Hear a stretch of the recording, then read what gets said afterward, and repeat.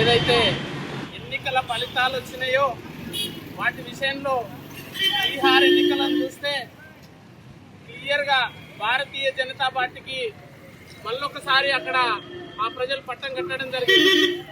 బీహార్ ఎన్నికలే కాదు, జమ్మూ కాశ్మీర్లో కానీ ఒరిస్సాలో కానీ జరిగిన ఎన్నికల్లో కూడా క్లియర్గా బైపోల్స్లో బీజేపీ అధికారంలోకి రావడం జరిగింది, గెలవడం జరిగింది.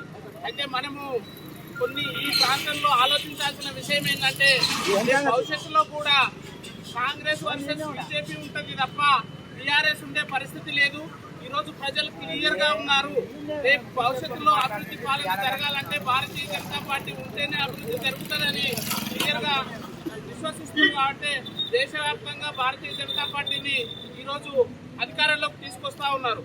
కాంగ్రెస్ పార్టీ ఏదైతే జూబ్లీ హిల్స్ బై ఎలక్షన్ లో గెలిచిందని సంబరపడతా ఉన్నారో అదే కాంగ్రెస్ పార్టీ బీహార్ లో 2-3 సీట్లకు, జాతీయ పార్టీ చాలా పెద్ద పార్టీ, ఈరోజు 2-3 సీట్లు గెలిచింది. అక్కడ బీజేపీ చూస్తే 100 సీట్లు గెలిచే పరిస్థితి ఉన్నది. కాబట్టి కాంగ్రెస్ దేశవ్యాప్తంగా బలహీనపడుతున్న కాంగ్రెస్ పార్టీ, బలపడుతున్న బీజేపీ పార్టీ.